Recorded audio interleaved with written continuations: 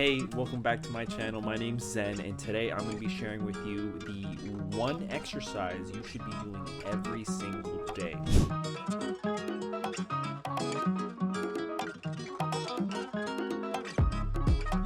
Alright, the number one exercise you should be doing every single day is the good old-fashioned plank. A few interesting and great benefits are that they strengthen your spine, which is super important. They strengthen your core, and they can help improve posture. If those three reasons alone don't get you convinced that you should be doing planks, well, stick around. I got some more. Not only do they help strengthen your spine and your core, as well as improve your posture, they can also help strengthen your back, your traps, improve shoulder stability, and improve a number of other ailments that could be affecting you. Now, whoa, I know what you're thinking. Planks are super boring. I don't want to do those every single day. So that's why I made this video to show you a bunch of plank variations for all levels, beginner to advanced, so that way you aren't bored and you can get those plank benefits today. All right, so let's get right into it.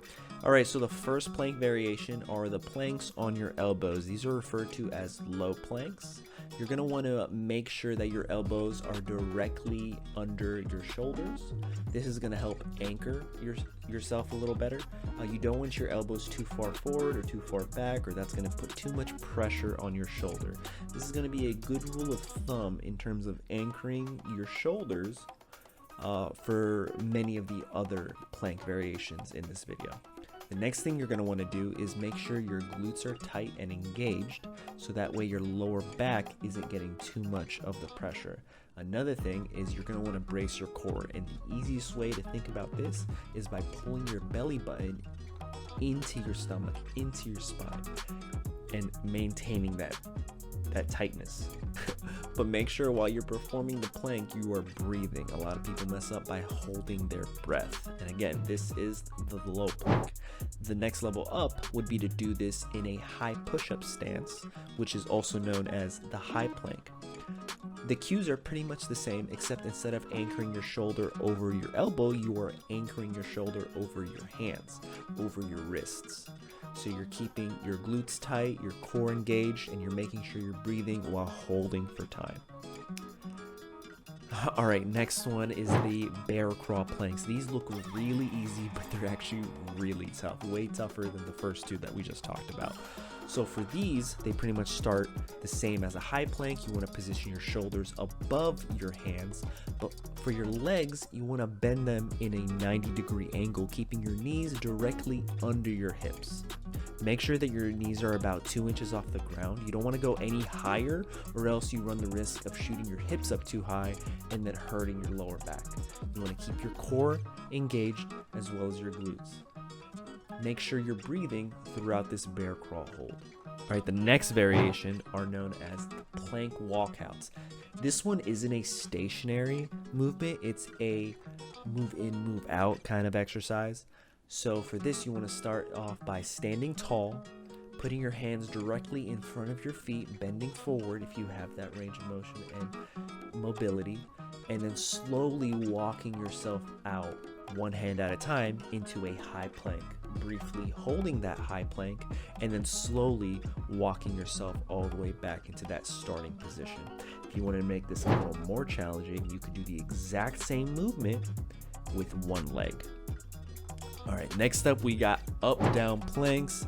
These are so great, really tax your shoulders. It's kind of a combo between the low and high planks, because you start in a high plank position and then slowly lower one elbow down and then the other, and then go right back into your high plank position. So it's pretty much alternating between low and high plank.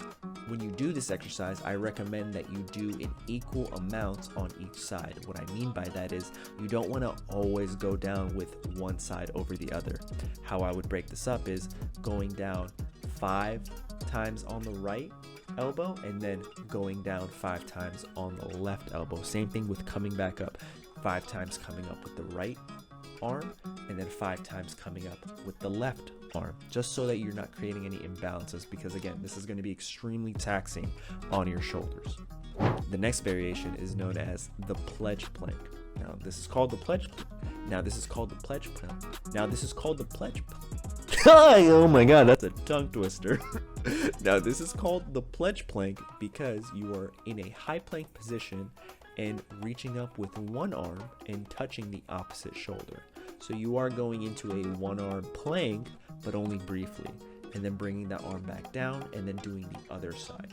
You want to do in equal amounts on both sides while still engaging the core and engaging the glutes and making sure you're breathing. The next plank variation is known as marching planks. These are so good. Honestly, one of my favorites as of recently. This one starts off in a low plank. You could do this in a high plank, but I prefer the low plank.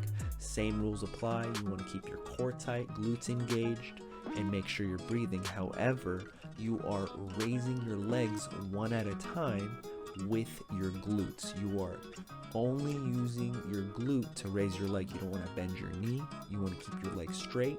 You want to raise it up one at a time and really tax your glutes as well as your core as well as your shoulders while performing this exercise. Give it a try and let me know in the comments what you think and if you like this just as much as I do. Thanks for watching the video. If you like this video, consider subscribing because I will be putting out more videos weekly. Also be sure to go over to my website. That way you can access over 175 workouts for you to do at home, at the gym, full-on routines, wherever. Try it out for a month. If you like it, awesome, keep it. If you don't, no strings attached. That's pretty much it. I'll catch you guys next time.